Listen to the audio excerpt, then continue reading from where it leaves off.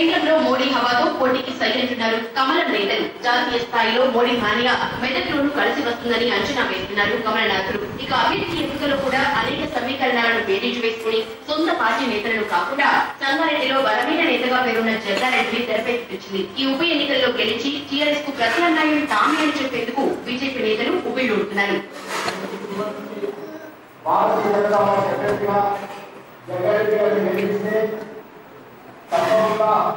జిల్లా అభివృద్ధి కోసం ఉత్తర్వులతో కలిసికట్టుగా ప్రయత్నం చేస్తామని ఈ సందర్భంగా పనిచేస్తాం.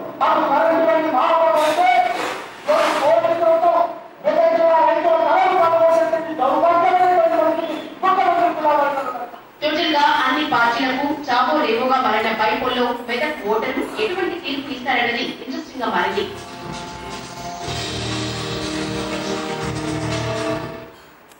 మాజీలకు సెక్యూరిటీ తొలగింపు వ్యవహారం తెరపైకి వచ్చింది. సర్కారు తీరుపై విపక్షాలు ఆగ్రహం వ్యక్తం చేస్తున్నాయి. ఇదే ఇష్యూపై మొన్న పిసిసి చీఫ్ గలమెత్తే తాజాగా సీఎంపీ లీడర్ జానా సీఎం కు లేఖ రాశారు. మావో టార్గెట్ లో ఉన్న లీడర్స్ కు సెక్యూరిటీ ఇవ్వాలని కోరారు. గతంలో జరిగిన ఘటనల్ని లెటర్ లో మెన్షన్ చేశారు జానా.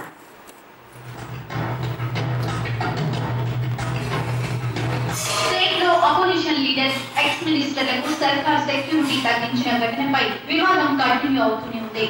మాజీ ఎమ్మెల్యేలకు ఎంపీలకు గన్మెన్లను తీసివేయడంపై ఆగ్రహం వ్యక్తం చేశారు అపోజిషన్ లీడర్ జానారెడ్డి. ఇన్నాళ్ళు సెక్యూరిటీ ఉన్న నేతలకు టీఆర్ఎస్ ప్రభుత్వం రాగానే గన్మెన్లను వెనక్కి తీసుకోవడం ఏంటని మండిపడింది ప్రధాన విపక్షం.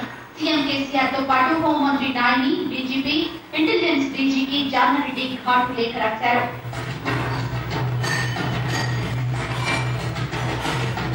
పిసిసి చీఫ్ పొన్నాలతో పాటు ఇతర నేతలకు ప్రస్తుతం గన్మెన్లు లేరు. మావోలతో పాటు అసాంఘిక గ్రూపులతో ముప్పు ఉన్న లీడర్స్ కు సైతం సేమ్ ట్రీట్మెంట్ ఇచ్చింది టీఆర్ఎస్ ప్రభుత్వం. మాజీ ఎమ్మెల్యేలకు, ఎంపీలకు ఉండే ఒకే ఒక గన్మెన్ ను సైతం తొలగించింది.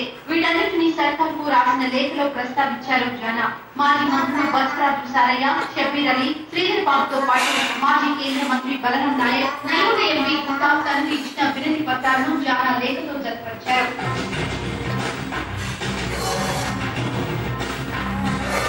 కాంగ్రెస్ ప్రభుత్వ హయాంలో టీఆర్ఎస్ నేతలకు సెక్యూరిటీ ఇచ్చిన విషయాన్ని గుర్తు చేశారు. ప్రస్తుత హోంమంత్రి నాయనితో పాటు ఇతర ఓడిపోయిన నేతలకు గన్మెన్లను తీసివేయలేదని చెప్పారు. పిసిసి చీఫ్ పొన్నాలు కూడా తనకు సెక్యూరిటీ తీసివేయడంపై గతంలోనే డీజీపీ దృష్టికి తీసుకెళ్లారు.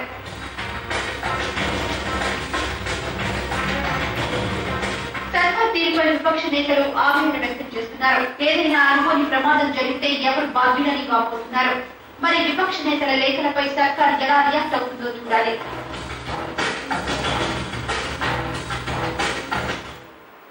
లెక్కలు తేలాయి. అసెంబ్లీ గదుల పంపకాలు జరిగాయి. ఎవరికి ఎన్ని వచ్చాయనే దానిపై ఉత్తర్వులు జారీ అయ్యాయి. అధికార పార్టీ టీఆర్ఎస్ కు 7 రూమ్లు దక్కగా ప్రధాన ప్రతిపక్షాలు కాంగ్రెస్, టీడీపీకి చెరో 2 గదులతో సరిపెట్టారు అసెంబ్లీ సెక్రటరీ సదారాం. దీంతో అసెంబ్లీ సెక్రటరీ తీరుపై గుర్రుగా ఉన్నారు ప్రతిపక్ష నేతలు. తెలంగాణ బడ్జెట్ సమావేశాలకు టైం దగ్గర పడుతుండటంతో అసెంబ్లీ గదుల లేఖ తేలింది. 2 రాష్ట్రాల మధ్య గదుల కేటాయింపుపై క్లారిటీ వచ్చింది.